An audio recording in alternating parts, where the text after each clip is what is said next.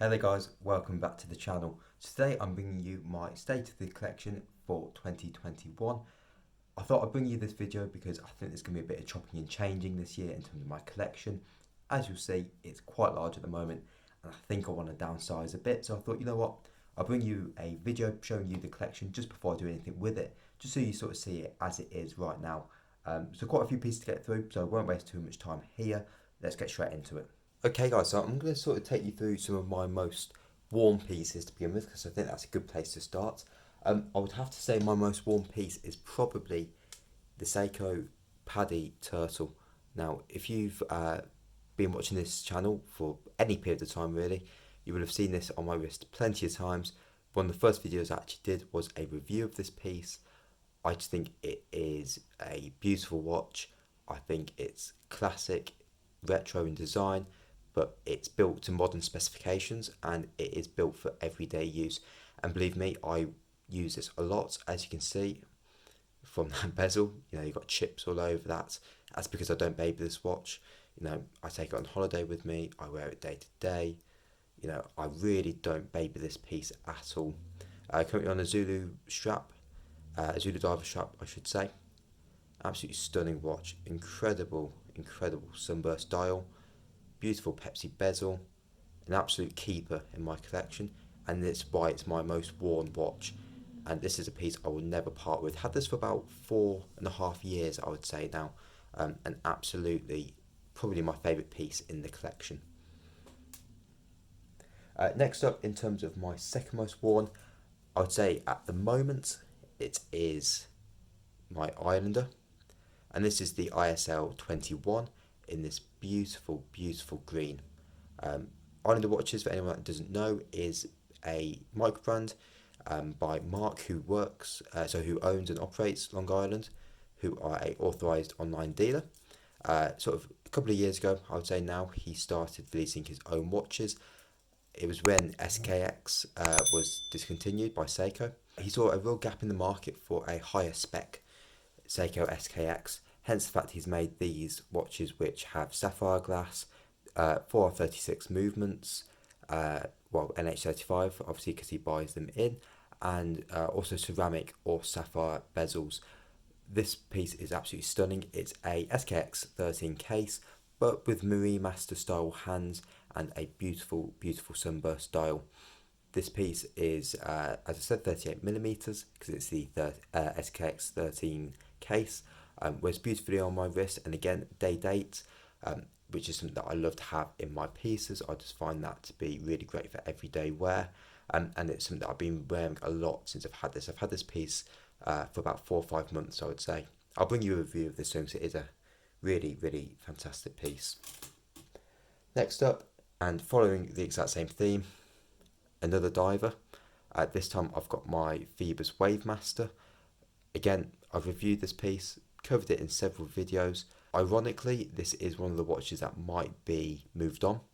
I feel like I've had a lot of enjoyment out of this piece over the last sort of 2 and a bit years. However, I just don't necessarily see where this fits into my collection going forwards. And as much as I love this piece, I do think that I would prefer to move it on and perhaps have something new in the collection. But that's not definite yet, because as I said, I do love this piece. However, I wouldn't be surprised if this was moved on at some point. NH35 powered, ceramic bezel, beautiful baby blue indices with a striking orange hand on the seconds, which really contrasts nicely. Wave dial, definitely Seamaster 300 inspired. Very nicely done, very nicely executed. Phoibos, a real brand to keep an eye on going forward. I think they could do some really cool stuff in the micro brand space. So as you can see, my first 3 watches, all divers, and that's because that is generally what I wear most of the time. I find that their versatility, their ruggedness is perfect for everyday wear, and you know, particularly the Seiko and the Islander are a bit outlandish, but you know, they can be worn with most outfits as well. Next watch is the Christopher Ward C65 Trident. Now this piece is elegant, sporty and versatile. It comes on a bracelet. I've put it on a Watch Gecko strap for now, just because I feel like it complements it really nicely and actually helps to dress up the piece a little bit. It's the only GMT in my collection, which isn't a complication that I use much, but I do really enjoy it, and it's got this beautiful, beautiful white dial. Christopher Ward is a brand that splits opinion, but I personally really like their branding. I think what they're doing in terms of a value price point is really interesting, and I think they make some fantastic pieces from what I've seen. And again, I'd probably say this is going to be a keeper in my collection because it's the first sort of mid-tier piece that I purchased, and I think it is absolutely beautiful, and it does get quite a bit of wear on my wrist. Again, I have done a review of this particular watch, so feel free to check that out after this video. Moving on, first watch that isn't kind of a dive style is my Junghans Form A. Now this is actually one of the first watches I ever reviewed on my channel, and this watch again is a keeper in my collection because it was a gift. I just think it's absolutely striking. Fantastic dial. It's a concave dial, so it's got some real depth to it. It's sat under a flat sapphire crystal. ETA powered, German made, fantastic refinement, sort of Bauhaus, an authentic Bauhaus. Obviously Junghans has that history with Max Bill. Just an absolutely incredible piece. One of the watches where you look at the specs and you compare it to the price, and you know it's not crazy value for money, not like some of the stuff you're seeing these days, but it's certainly worth the price, and it's a piece that, you know, isn't flashy at all. You know, it is high polished, but you know, you've got a very simple dial, a very simple, elegant dial. But people who know their stuff when it comes to horology and when it comes to wristwatches, they know about Junghans, and this is a real great conversation piece. Beautiful display back as well, this sort of smoked grey. And that's why it's one of the most worn pieces in my collection. About 39mm as well, so very, very wearable for my wrists. Next up is, again, an absolute keeper in my collection, and it was the first proper watch I ever received. This is my Tissot quickster. It came on a metal bracelet, and as you can see, I've had this watch for probably about 6 or 7 years. As you can see, it is certainly showing a lot of wear. That doesn't stop me from wearing it a lot. Quartz, only had to replace the battery recently, which is pretty impressive, really, considering the age of the watch. Beautiful aluminium bezel. Obviously, it doesn't move, but you know, still very nice. Pretty simple watch, but very versatile. You know, quite sporty in look, but you can still definitely wear this with a suit, particularly on this bracelet, which has a nice mix of brush and high polished surfaces. Beautiful, beautiful Tissot crown, and it comes in one of the most sort of beautiful boxes you'll get around about this price point. And you know, Tissots, you know, just make fantastic gifts because of that. Again, a watch that will never leave my collection, and I genuinely think this is a really great value watch because you can pick this up on a NATO strap on German shop for less than £100. And I know it's quartz, so it's nothing crazy, but in terms of the finish, the fact that it's from a well-established brand, and it's Swiss made, you get Swiss made on the dial for that sort of price, I think is really, really fantastic, and definitely an underrated watch. Next up then is something quite different. It's actually the first Casio of my collection, and it is the Casio F91W. Now this gets a lot of wrist time, and that's because it's lightweight.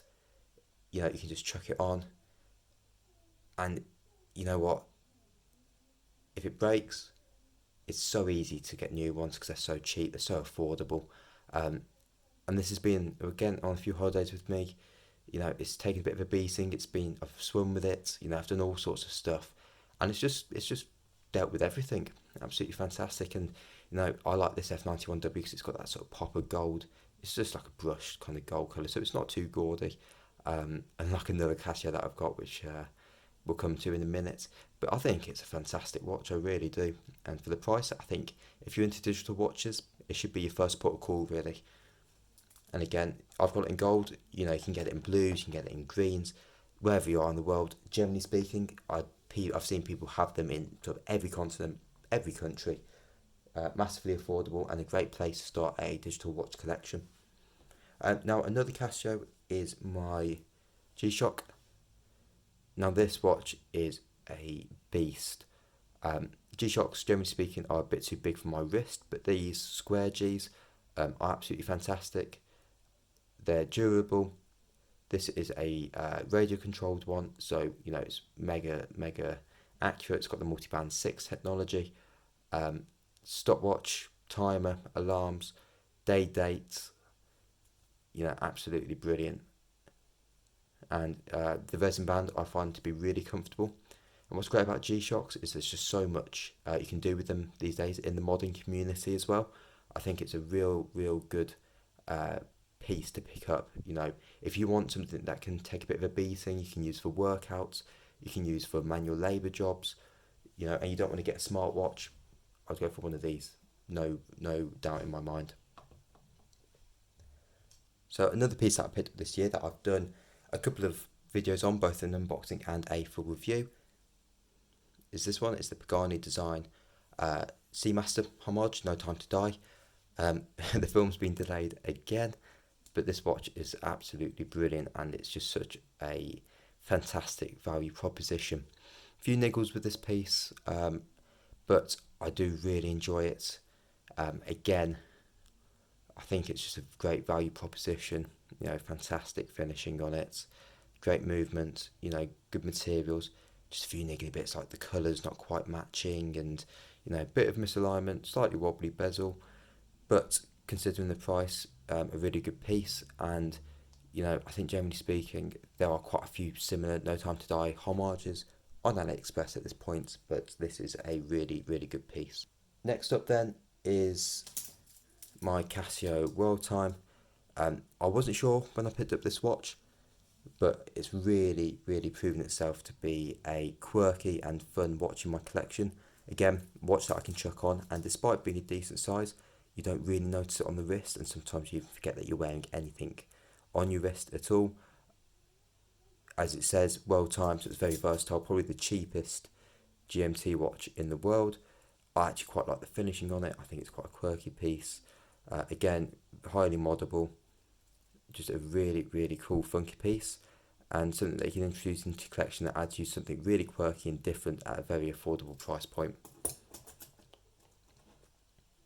Okay, so we're getting into sort of the watches that I've only owned for an extremely short period of time, or I've not really worn recently. So we'll move into this piece here. So this piece was a gift. I haven't worn it for a little while. I've put a new battery in it because it recently died. It's a Casio edifice, Toro Rosso edition. I actually think it's quite a cool piece. It's quite loud. You've got that turquoise blue and that rose gold, but you know, it's a fully functioning chronograph, obviously quartz based, and it's big. You know, it's sort of 45mm, and you can see here that's the first link of that bracelet. It has no flex in it at all, so it does wear extremely large. Too large for my wrist, to be honest, but it was a gift. And you know, I still like the piece. I'm definitely never gonna get rid of it. It's just not worn that often for me personally. However, better not drop it. However, you know, I do think it's got a lot of charm. I think it's generally a really pretty dial. You know, you've got sunburst effects on the sub dials. You've got some real depth there. You've got applied markers. And I think the edifice line from Casio is genuinely a really underrated line of watches. The FOD chronograph by Mercure, literally just put up a review of this one, so if you haven't seen it already, make sure to check that out. It's an ST19 powered chronograph. It is 38mm, beautiful sunburst green dial, acrylic crystal, ST19 swan neck movement, absolutely stunning to look at. Value wise, you know, absolutely brilliant. If you don't like this design, you know, there will be one in this line that you will like, because there's just so many different designs at this point. And I think the more we see ST19 based micro brands popping up, I think the better, because it's going to offer so many choices as a consumer. But this is just a really fun, quirky 70s racing inspired piece that I got at a really good price. Initially, I was going to flip it pretty quickly. And you know what? It might be flipped at some point. But I thought I'd get it in for the channel, do a review, but I really do like it more than I thought I would. And, you know, for now, that is probably staying in the collection. Just a few more pieces to go through. It's little Loris Lumi Bright. Again, review done of this watch. Beautiful lume on this watch. You know, it just glows like anything. Check out my review to see that. Just a really cool sort of field watch inspired piece. Completely blasted. Very, very thin, as you can see. Got it on a NATO at the moment. You know, really cool blacked out hands and blacked out indices, markings, date. Fantastic value for the price. 100 meters water resistant. Just a really cool way to introduce a field watch into your collection. Again, at a really affordable entry level price point, because not everyone wants to spend money on you know, a Hamilton or, you know, Longines or anything like that to get a field watch into the collection. So this is a really cool way to get one in. See if you like the style, and if you don't, you know, this is very affordable. You know, they're readily available at about £30. So yeah, incredibly affordable. I'm going to do these two together because they're the same watch.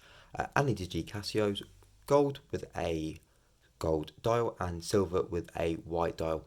Great for the summer. These are very light. Can be used as a GMT technically because the Ani side of it, the analog side, can be set independently to the digital side. Again, you know, the Casio, so you've got your standard modules in there. You've got stopwatch. I don't believe you've got an alarm. Let's have a quick look. Oh no, you've got an alarm type. Yep, alarm. You've got a stopwatch in there. So pretty cool, pretty affordable. Great with shirts during the summer as a casual sort of retro throwback. Affordable, really cool pieces. Not too much to say about those, but I do go into a bit more detail in my Casio collection video. Last couple of pieces then. I've got this vintage Seiko. I'll be completely honest, I know nothing about this. I've googled it a few times, wasn't able to find too much. Bought this as a dress piece, but to be honest, I haven't really had anything to go to because obviously, you know, nothing's going on at the moment. But I have put it on this sort of faux crocodile strap and then bought a matching gold butterfly clasp, which, you know, doesn't perfectly match because obviously this is a vintage piece, but still, I think that looks pretty cool. Pretty small piece, about 34mm. Anyone knows anything about this, please leave some details in the comment section because I want to know more about this piece.